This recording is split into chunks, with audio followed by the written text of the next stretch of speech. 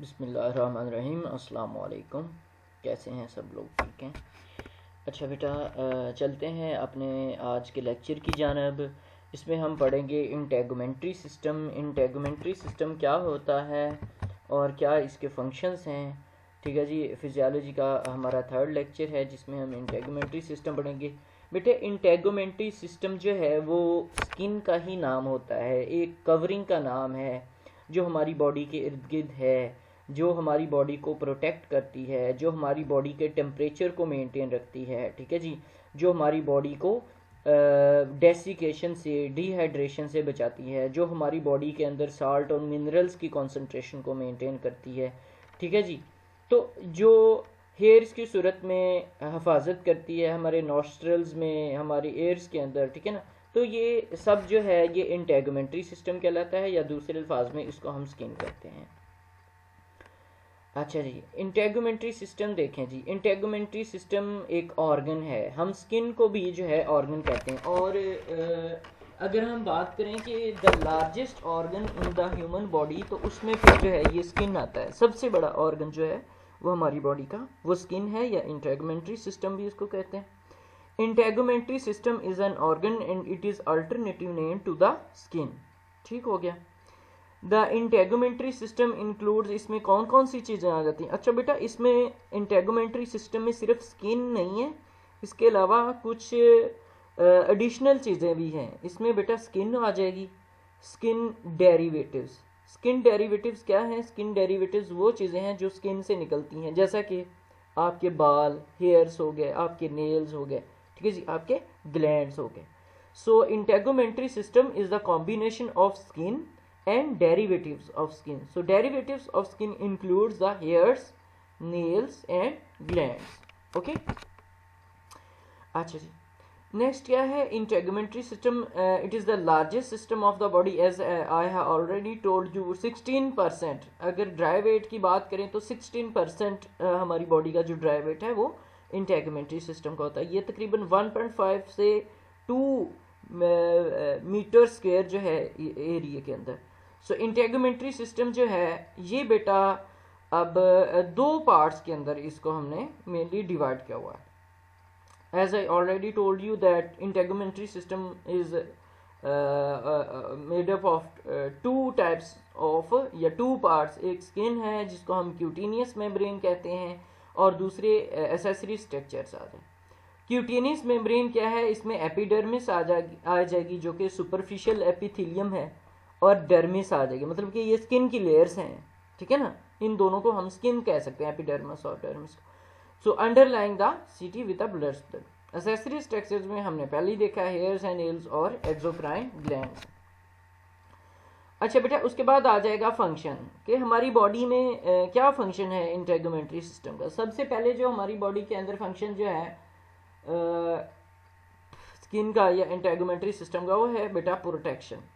Protection कैसे? कि जब कोई, देखिए हमारी पूरी बॉडी को स्किन ने कवर किया हुआ है। सपोज करें कि अगर आपकी बॉडी पर स्किन ना हो तो हमारी पूरी बॉडी एक्सपोज हो जाए। ठीक है ना। इसमें हमारे सारे ऑर्गन्स एक्सपोज हो जाएंगे। ठीक है ना। हर चीज़ आप हमारी एक्सपोज हो जाएगी। सो ये प्रोटेक्शन है। First line of defence against the viruses and bacteria क्या चीज़ है बेटा? आपकी स्किन है, फर्स्ट लाइन ऑफ डिफेंस। इसके अलावा ये आपके जिस्म को बचाती है, आपके जो अंडरलाइंग स्ट्रक्चर हैं उसको अल्ट्रावायलेट रेडिएशन से बचाती है और डिहाइड्रेशन से बचाती है। ठीक है जी। उसके अलावा क्या काम करती है? ये विटामिन डी की प्रोडक्शन करती है। जारी बात है बेटा, विटामिन डी प्रोडक्शन होती है जो कि कैल्शियम अब्जॉर्प्शन के लिए ज़रूरी है। इसके बाद है जी सेंसेशन। सेंसेशन कहते हैं महसूस करने को, फील करने को। तो आपकी स्किन के अंदर बहुत ज़्यादा रिसेप्टर्स लगे होते हैं, सेंसरी रिसेप्टर, जिसमें प्रेशर वाले हो गए, हीट वाले हो गए, कोल्ड वाले हो गए, जिनको हम mechano receptor, thermo receptors, nociceptor, दर्द वाले हो गए। तो ये सारे रिसेप्टर्स जो हैं ये भी आपकी स्किन के अंदर मौजूद होते हैं। तो फंक्शन में क्या चीज़ आ जाएगी? प्रोटेक्शन। ठीक है जी, from bacteria, viruses, ultraviolet radiation and dehydration. और प्रोडक्शन में क्या आ जाएगी? प्रोडक्शन में विटामिन डी प्रोडक्शन है जो कि कैल्शियम की अब्जॉर्प्शन के लिए ज़रूरी होता है। या उसके अलावा फिर सेंसेशन है, सेंसेशन में सेंसरी रिसेप्टर्स आ जाएंगे, ठीक है ना, वही mechano receptor, thermo receptor, nociceptor, ठीक है, वगैरह वगैरह। इसके अलावा स्किन क्या करती है, इंटेगुमेंट्री सिस्टम क्या करता है, इंटेगुमेंट्री सिस्टम इसके अलावा आपकी बॉडी का जो टेम्परेचर है ना बेटा, उसको मेंटेन करेगा।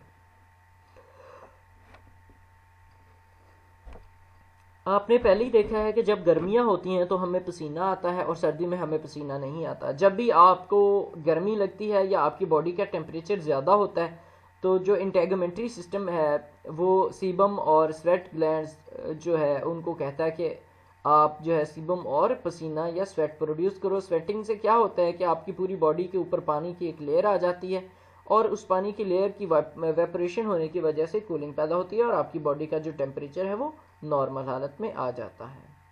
सो बॉडी टेम्परेचर रेगुलेशन में क्या है कि इफ़ टू हॉट, मतलब कि अगर बहुत ज़्यादा गर्मी है तो क्या होगा कि डर्मल ब्लड वेसल जो है वो डायलेट हो जाए। अच्छा, इसमें एक दो मैकेनिज्म भी हैं। जब आपकी बॉडी बहुत ज़्यादा गर्म हो जाती है तो जो ब्लड वेसल्स हैं, जो ब्लड ज़्यादातर ब्लड है वो आपकी स्किन वाली साइड पे आ जाएगा, जो इंटरनल ऑर्गन्स हैं हार्ट, किडनीज, लिवर वगैरह उनकी तरफ कम हो जाएगा। तो स्किन के अंदर जो ब्लड वेसल्स हैं, कैपिलरीज जो हैं, उनकी डायलेशन हो जाएगी। तो डायलेशन होने से क्या होगा कि ब्लड जो है वो ज़्यादा सरफेस एरिया जो है उसका ज़्यादा हो जाएगा, मतलब कि ब्लड का सरफेस एरिया ज़्यादा हो जाएगा due to dilation of the blood vessel. जब सरफेस एरिया ज़्यादा हो जाएगा और ब्लड भी सारा स्किन वाली साइड पे आ जाएगा तो बेटा स्किन से फिर जो हीट है वो खारिज हो जाती है, आपकी बॉडी का टेम्परेचर जो है वो नॉर्मल हालत में आ जाता है इस तरीके से, ठीक है। इसके अलावा क्या होगा, vessels carry more blood to the surface so that the heat can escape. तो वही मैंने आपको बताया कि जब आपकी बॉडी का टेम्परेचर ज़्यादा हो जाएगा तो ज़्यादातर ब्लड जो है वो आपकी स्किन या एपिडर्मिस वाली साइड पे हो जाएगा, वहाँ पर मौजूद जो ब्लड वेसल्स हैं वो डायलेट हो जाएंगी, जिसकी वजह से ब्लड का सरफेस एरिया जो है वो ज़्यादा हो जाएगा और ब्लड जल्दी से जो है अपनी हीट बाहर खारिज करके ठंडा कर देगा बॉडी को। ये थी गर्म हालत में। अब अगर बहुत ज़्यादा ठंडे का तो फिर क्या होगा, डर्मल ब्लड वेसल्स कंस्ट्रिक्ट और prevents the heat from the escaping.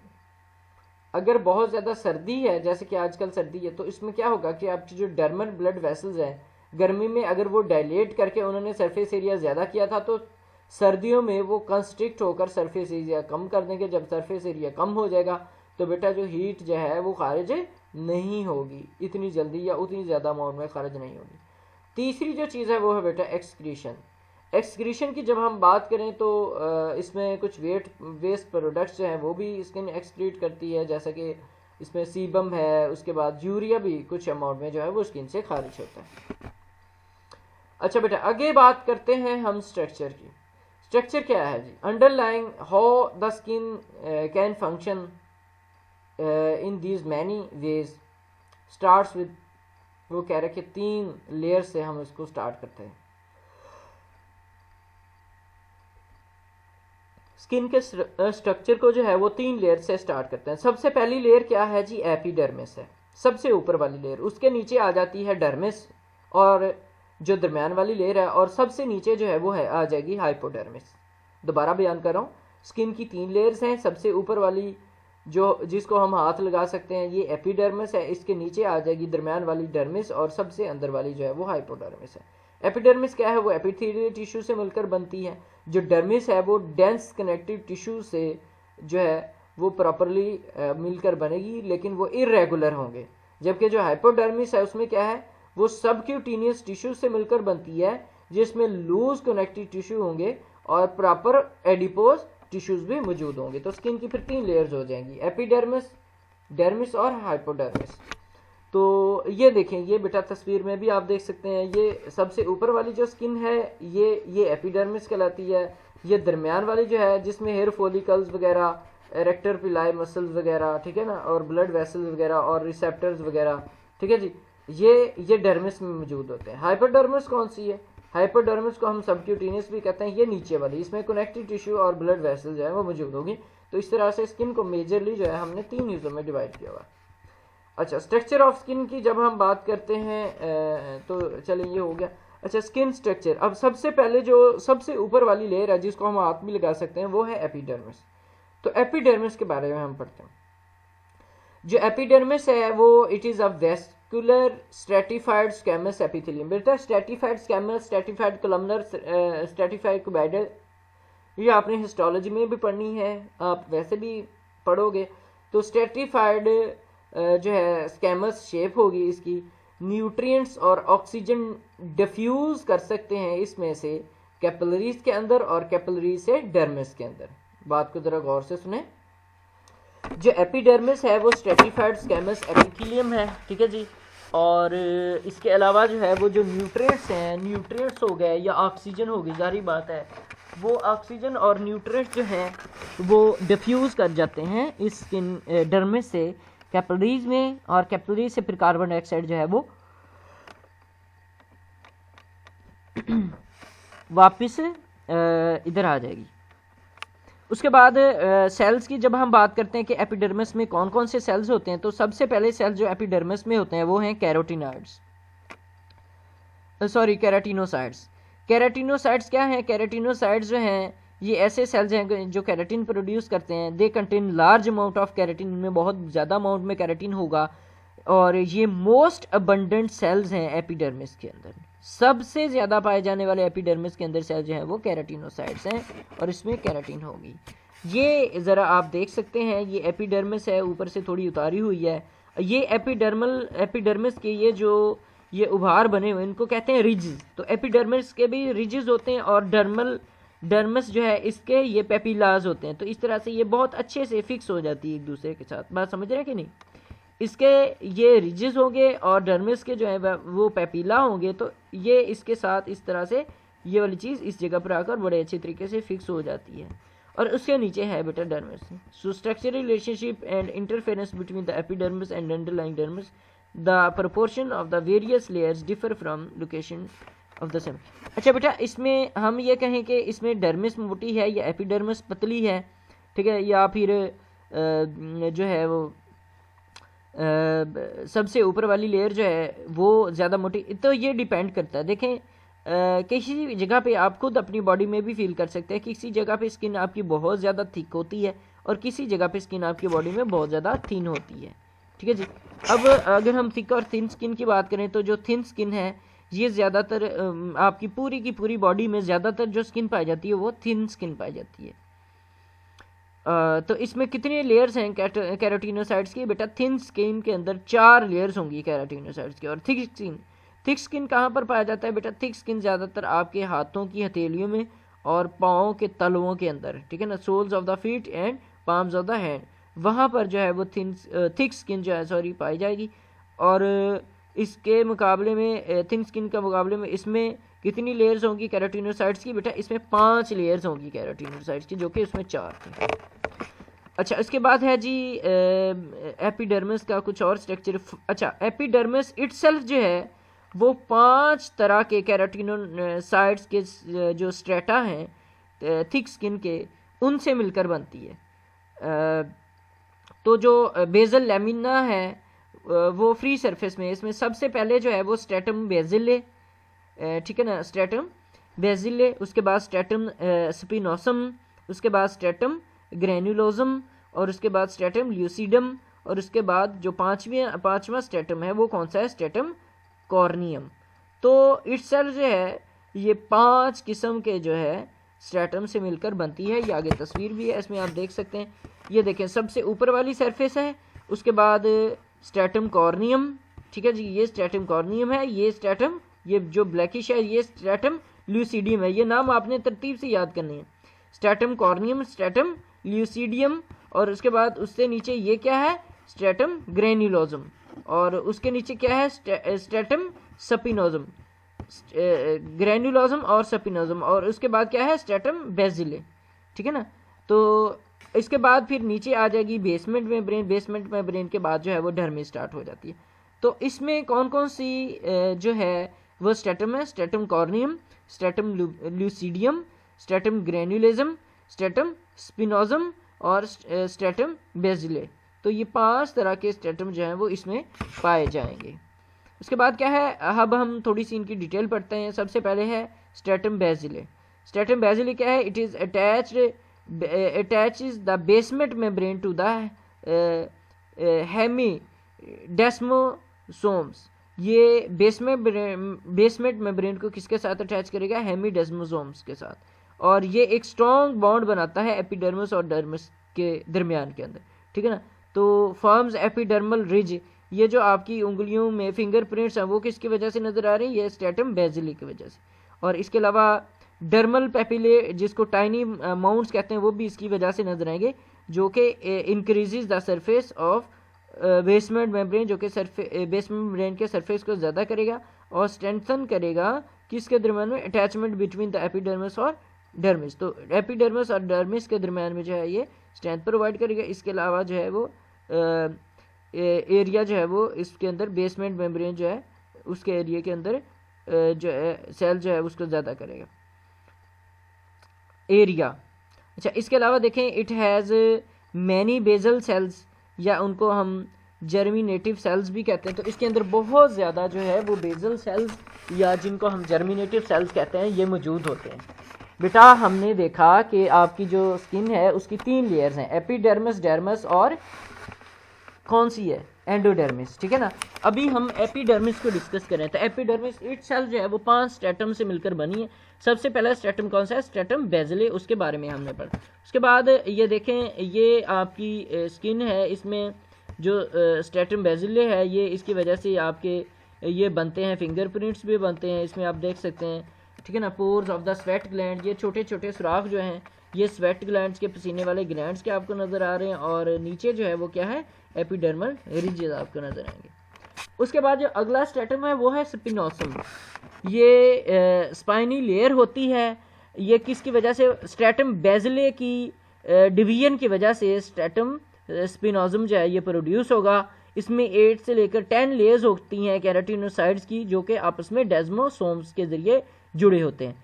Sales shrink कर जाते हैं यहाँ तक कि साइटोस्केलेटन जो है वो स्टिक आउट हो जाता है या स्पाइनी हो जाता है, और ये कॉन्टीन्यूसली डिवाइड करते हैं, increasing the thickness of the epithelium, मतलब कि ये कॉन्टीन्यूसली डिवाइड करते रहेंगे स्ट्रेटम स्पिनोसम, और जो कि एपिथेलियम की थिकनेस को ज़्यादा करते हैं। इसके अलावा इसमें डेंड्रिटिक या सेल्स भी होंगे जिसको हम लैंगरहैंस आइसलेट्स ऑफ लैंगरहैंस कहते हैं, और इसके अलावा एक्टिव है ये इम्यून रिस्पॉन्स के अंदर भी, ठीक है ना।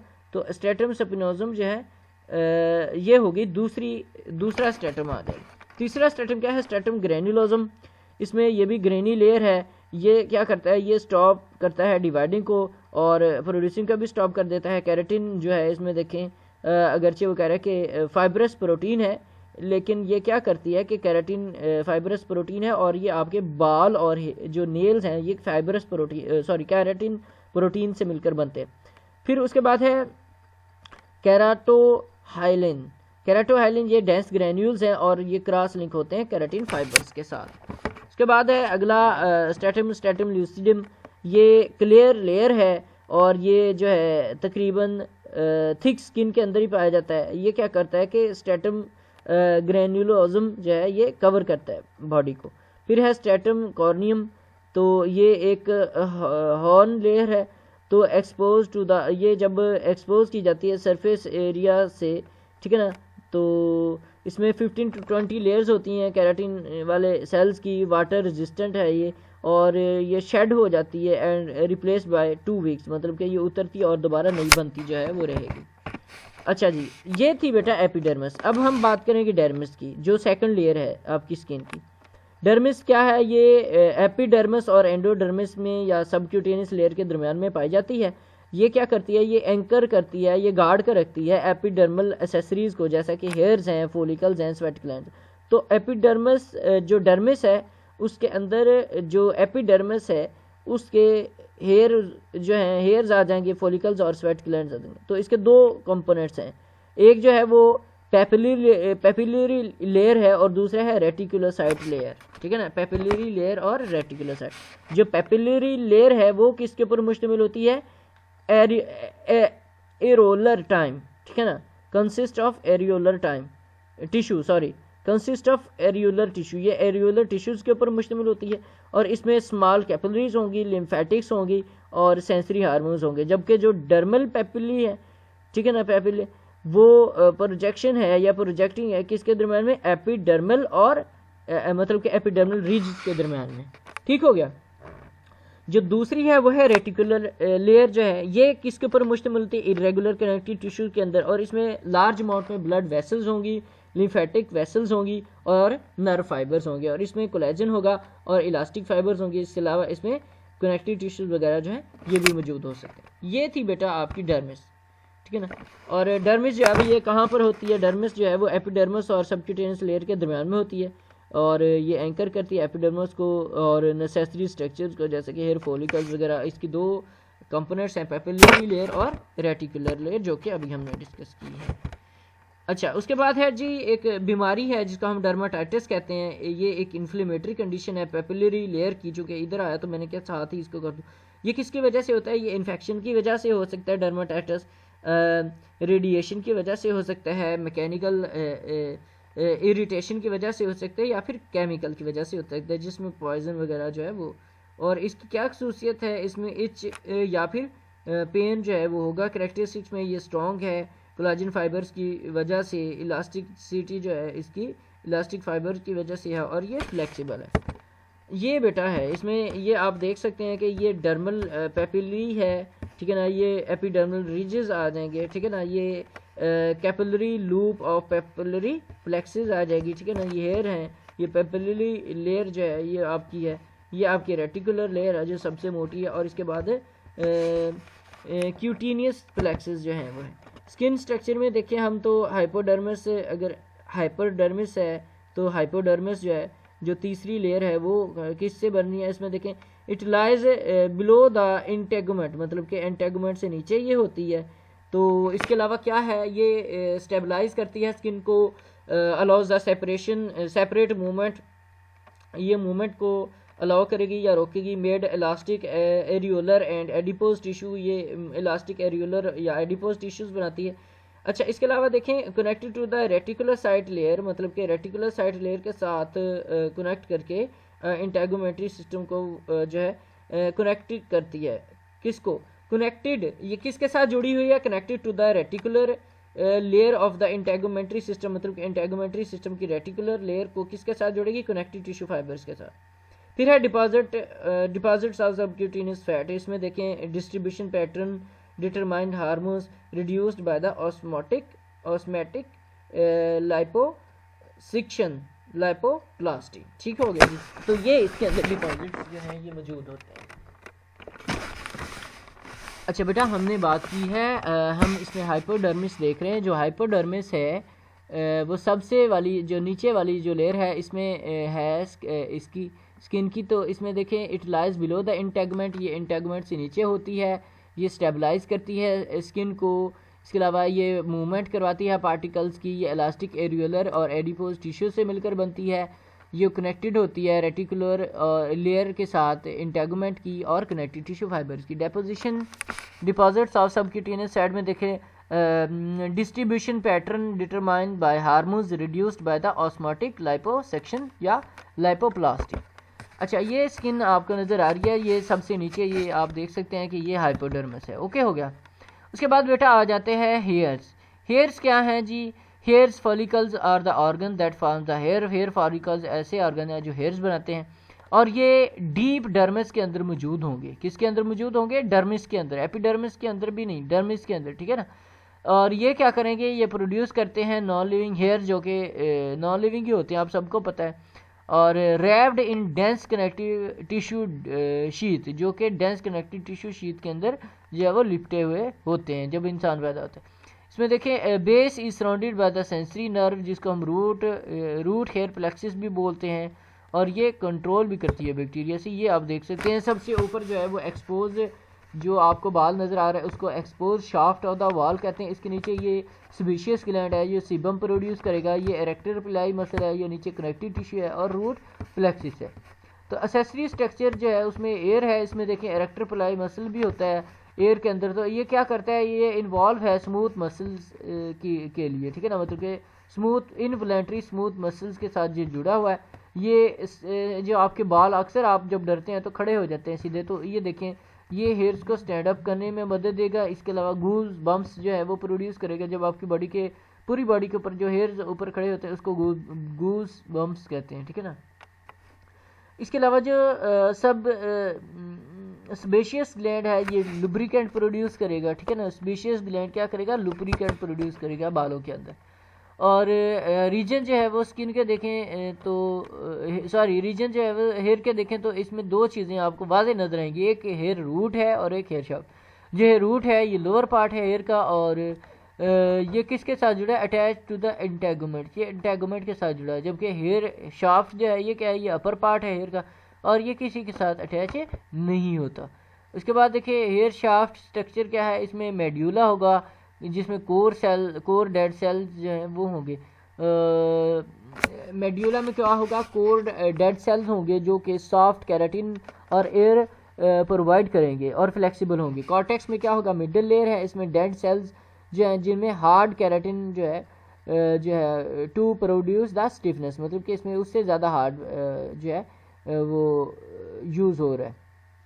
और जो क्यूटिकल है सबसे नीचे वाले, इसमें देखें outermost overlapping dead keratinized outermost overlapping dead keratinized cell हैं, और ये शाइनी सरफेस जो है ये बनाते हैं। हेयर के क्या फंक्शन है बेटा, हेयर आपकी सर के ऊपर जो है वो यूवी लाइट से प्रोटेक्शन देता है। इसके अलावा जो है वो कुशन प्रोवाइड करता है ड्यूरिंग ट्रॉमा। देखा नहीं, मतलब कि कोई सर पे चोट लगे तो अगर बाल हों तो फिर हमारी चोट सर पे कम महसूस होती है, अगर नंगा होगा तो ज़्यादा चोट लगेगी, हो सकता है सेल इंजरी भी हो जाए अंदर से। अच्छा, इसके बाद हेयर एक तो ये यूवी लाइट से प्रोटेक्शन करते हैं, उसके बाद ये ट्रॉमा से प्रोटेक्शन करते हैं, इंसुलेशन से करते हैं। और इसके अलावा आप देखें ये नॉस्ट्रल्स, एयर और आई लैशेज़ के अंदर जो आपकी पलकें हैं, जो आपके भुएँ हैं, इनमें भी ये मौजूद होते हैं जो कि फॉरेन पार्टिकल्स या फॉरेन मटेरियल को आपकी बॉडी के अंदर दाखिले नहीं होने देते। इसके बाद बॉडी हेयर जो है वह सेंसरी डिटेक्शन भी रखते हैं। Root of the hair plexus sensory nerves at the base of the hair root follicles that detects slight movements of the hair. So arrector pili muscle क्या करते हैं, ये अटैच होते हैं हर हेयर फॉलिकल के साथ, और ये कॉन्ट्रैक्ट होते हैं तो हेयर जो है वो परपेंडिकुलर सरफेस के ऊपर खड़ा हो जाता है। उसके बाद बेटा आ जाते हैं आपके नेल्स। नेल्स क्या हैं, ये भी प्रोटेक्टिव फिंगर्स हैं और टोज़ के अंदर ये मौजूद होते हैं। तो ये किससे बनते हैं, डेड सेल पैक से, केराटिन के। Metabolic disorder can be male metabolic disorder can change the nail structure. तो मेटाबॉलिक डिसऑर्डर की वजह से नेल का जो स्ट्रक्चर है वो तब्दील हो सकता है। सबसे ऊपर वाला जो आप काटते हैं वो क्या है, free edge of the nail. फिर उसके बाद अंदर वाली चीज़ क्या आ जाएगी, बॉडी ऑफ द नेल। फिर internal nail folds, internal nail folds जो हैं इसके आ जाएंगे, ठीक है जी। उसमें देखें फ्री एज है नेल का, body of the nail, lateral nail folds आ जाएंगे, ल्यूनियोला आ जाएगा, ठीक है जी। उसके बाद एपोनाइचियम, ठीक है ना, एपोनाइचियम आ जाएगा। ये वाला एरिया, ये देखें ना, जो आपका ये नाखून है ना, इसके ऊपर एक छोटा सा एरिया होगा, पीछे होता है। ये यहाँ पर आपका नाखून थोड़ा सा वाइट कलर का नज़र आता है, इसको ल्यूनियोला कहते हैं। उसके बाद लेटरल ये फोल्ड्स हैं, ये बॉडी है, और ये फ्री एज है, ठीक है ना। एपोनाइचियम ये आपके जो आपका ये जो नाखून है इससे पीछे एक छोटी सी लेयर होती है। अच्छा, स्ट्रक्चर में देखें तो हेयर की बॉडी है जो कि विजिबल पोर्शन है नेल का, और ये नेल को कवर करता है, नेल के बेड को। अच्छा बेटा, अगर नेल हम उतार दें तो नीचे जो चीज़ बचेगी बगैर नेल के, उसको नेल का बेड कहते हैं, ठीक है, नेल्स बेड। ल्यून्यूला क्या है, ये पेल क्रिसेंट है at the base of the nail. Sides of the nail क्या है, lies and internal nail grooves surrounded by the lateral nail grooves, ठीक है ना। इर्द गिर्द इसके लेटरल नेल ग्रूव्स होंगे, और ये सराउंडेड होगा लेटरल नेल ग्रूव्स के बाद। ये आप इसकी तस्वीर देख सकते हैं, इसमें ये नेल है, ठीक है ना, ये लेटरल नेल ग्रूव आपको दिखाया गया है, ये लेटरल नेल फोल्ड दिखाया गया है, ये नेल की बॉडी है, ये फ्लेक्सिस है, बोन ऑफ फिंगर टिप्स, ठीक है जी। इसके बाद एक और तस्वीर है, इसमें आप देखें एपोनाइचियम आ जाएगा ये आपका। इसके बाद प्रॉक्सिमल नेल फोल्ड आ जाएगा। प्रॉक्सिमल कहते हैं जो जुड़ा हो पीछे से, और जो एंड वाला सिरा होगा वो डिस्टल कहलाएगा। ये नेल रूट्स हैं, ये ल्यून्यूला आ जाएगा, नेल बॉडी आ जाएगी, हाइपोनीचियम आ जाएगा, ठीक है ना, फ्लांक्स आ जाएगा, उसके बाद डर्मिस आ जाएगा और एपिडर्मिस आ जाएगा, ठीक है। यहाँ पर बेटा क्विज है, ये आप देख सकते हैं किस तरह से। अच्छा बेटा नंबर 1 पे जो चीज़ है आई पे कौन सी चीज़ है ज़रा सोचें, इसमें है ब्लड वेसल। अच्छा आई के बाद कनेक्टिव टिश्यू किस जगह पर है, कनेक्टिव टिश्यू बेटा आ जाएंगे एच के अंदर। और डर्मिस कहाँ है, डर्मिस ज़रा देखें डर्मिस कहाँ है, डर्मिस जो है वो बी पे है, ठीक है। और एपिडर्मिस देखें, एपिडर्मिस जो है वो कहाँ है, एपिडर्मिस जो है वो सी पे है। फैट सेल्स को देख लें अगर हम, तो फैट सेल्स किसके ऊपर, जी के ऊपर है। हेयर जो है वो एल के ऊपर है, हेयर फॉलिकल जे के ऊपर है, ठीक है ना। मसल जो है वो एफ के ऊपर है, न्यूरॉन्स जो है वो डी के ऊपर है, सबक्यूटेनियस ग्लैंड सबक्यूटेनियस लेयर जो है वो किस जगह पर है, एफ के ऊपर, ठीक है। तो इस तरह से स्वेट ग्लैंड ई और स्वेट पोर जो है वो एम के ऊपर है। नेक्स्ट जो हमारा टॉपिक है उसमें आ जाती हैं बीमारियां। कुछ ऐसी बीमारियां हैं जो स्किन के साथ रिलेटेड हैं। उसमें सबसे पहले क्या है, एक्नी है, सबको ही एक्नी हो जाता है। इसमें बेटा होता क्या है कि जो इन्फेक्टेड एरिया, उसमें जो इन्फेक्टेड सीबम है वो ऊपर से ब्लॉक हो जाता है, तो सीबम बाहर से एक्सक्रीट होने की बजाय अंदर जमा होना शुरू हो जाता है, ठीक है जी, एक्नी। सेकंड जो है वो इसमें क्या है, बिनाइन ट्यूमर है, फ्लैशी ग्रोथ आती है नेक के ऊपर या आर्मपिट्स के ऊपर बॉडी के, ये तस्वीर आप देख सकते हैं, लेकिन ये हार्मलेस है, ठीक है ना। फिर इसके बाद आ जाते हैं वेस्कुलर बर्थ मार्क्स, ठीक है ना। ब्लड वेसल्स अबनॉर्मलिटी है, ये देखें ये कुछ लोगों को बाय बर्थ ही ये होती है, ये आप देख सकते हैं। उसके बाद क्या है जी, जो डर्माटाइटिस है वो ड्राई सेंसिटिव स्किन है, ठीक है जी, और ड्राई सेंसिटिव स्किन है इस तरह की ये वाली, इसको हम डर्माटाइटिस बोलते हैं। फिर नेल फंगस जो है, ये अक्सर नेल को फंगस लग जाती है, तो इसको फिर स्क्रैपिंग होती है और फिर उसका एनालिसिस किया जाता है, पता चलता है कौन सी जो है वो फंगस है। इसके बाद ये इम्पिटिगो बैक्टीरियल इन्फेक्शन, ठीक है जी, ये आप देख सकते हैं। और इसके बाद जो है वो फंगल इन्फेक्शन, एथलीट फुट, तो अपने ही एथलीट फुट और रिंग वर्म, ये देखें, ठीक है जी।